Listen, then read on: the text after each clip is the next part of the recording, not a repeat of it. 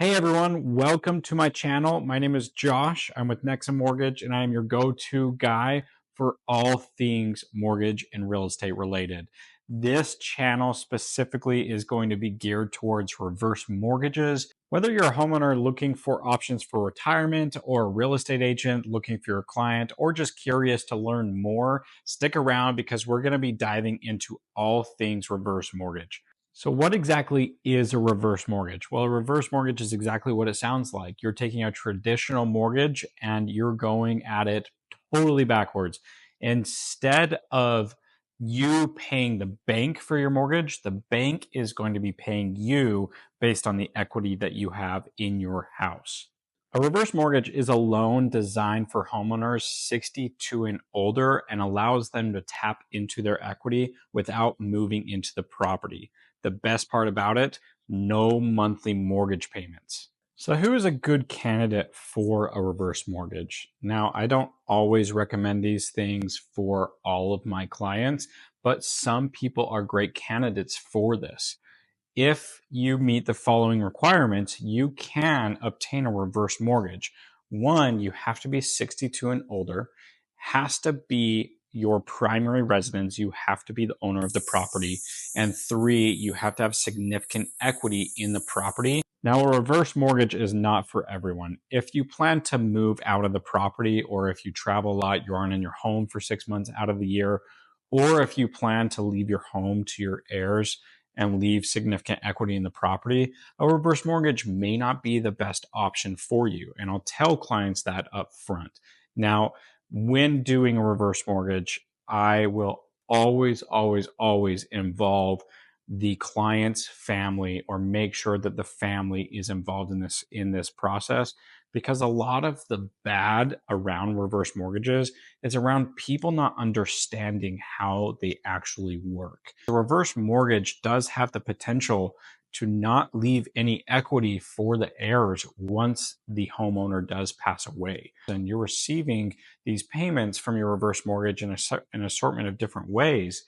But at the end, when you do pass away or you sell, there is going to be a owed lien on that property that has to be paid back to the lender. That lien itself can eat into what your heirs may require or expect out of that actual property when you do pass. And so if your heirs are expecting that to be paid, then a reverse mortgage may not be the best option. But in some circumstances, a lot of the time, heirs will say, Mom, Dad, we just want you to be taken care of when you're at this elderly age. We want you to make sure that you have a home to come to have the ability to stay in your own home instead of going into a care facility. Now, how do you get the cash out of the property? There's a couple different ways that you can receive the cash when opening up a reverse mortgage. Number one and simple option is a lump sum. So the bank is going to determine how much they're going to give you, and you're going to receive that wired to your bank at the end of closing. It's generally a 30 to 45 day process with an appraisal in between to determine how much equity you have in the property and how much the bank is going to give you out of that equity. Number two is going to be a line of credit. Now, the line of credit is broken up in two different ways. So you have a first year line of credit and a second year line of credit, meaning they're going to tell you, okay, you have X amount of equity that we're going to pay you out of this house in the reverse mortgage. And then the first year, you're going to be able to tap into about 50% generally of that line of credit. And then the second year, you're going to have access to the additional 50%. You actually have a growing line of credit over time. So if you're not using all of those funds in the line of credit, that is going to grow as years go on. So you may have more access to that equity as you build value and build that line of credit. Number three is going to be monthly payments. Very simple, right? You're going to say, I want X amount of dollars based on the money that you're giving me. And you'll be able to base that off of like, okay, I want a life expectancy. Let's say I'm going to live till I'm 90. That's kind of what I'm expecting. I'm opening up this reverse mortgage at 62, and this is the amount of equity you're giving me. Based on that spread, this is what I want and what I'll receive per month until I hit 90 years of age.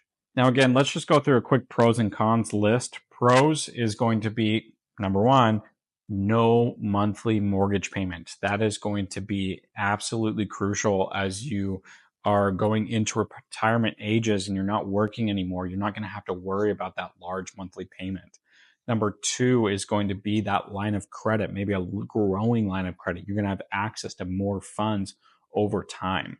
And then number three, you're going to still have a home ownership. You're going to own this home. You're going to be able to stay in this home as you age rather than having the option to go to a care facility or other options. Now, some of the cons. One, the loan balance is going to grow over time. As we've discussed, by the time that you sell that property till you pass away, there is going to be a balance owed to the lender that has to be paid off. Number two, there are closing costs associated to opening up a reverse mortgage, so you are accruing that on the back end. Now, of course, that's rolled into it, so it's not going to be an out-of-pocket cost, but it is something that you have to factor in. And number three, again, if your heirs are expecting any sort of home ownership or equity out of the property, that is going to be a con against the reverse mortgage because there won't be a ton of equity in the property when you do pass away or you sell. As we wrap up here, let's talk about a few common myths. The bank does not own your home. You still retain that ownership in the property and you decide what is done with the property. Number two, you'll owe more on the home than what it is worth. Fortunately, there is a safeguard in place against that happening. Even if you lost value in the property, let's say there was a housing crash and you lost value, you will never owe above and beyond what the value of that home is. Number three right here is you'll lose your home if you get a reverse mortgage. Guys, this just isn't the case. It's going to be similar to any other traditional mortgage as well. You need to maintain your property taxes, so pay that every year. Homeowners insurance, HOA if applicable, and you just need to maintain the property. Make sure the maintenance is up to speed and make sure that it is a primary residence. Can't be done on a second home or an investment property. Has to be your primary residence. That is the basics of a reverse mortgage. I really appreciate you watching this. If you would like and subscribe, comment below with any questions or reach out, because I've been in the industry for 10 years. Happy to help with any questions you have that are mortgage or even reverse mortgage related. Guys, thank you again. I'll catch you on the next one. Bye-bye.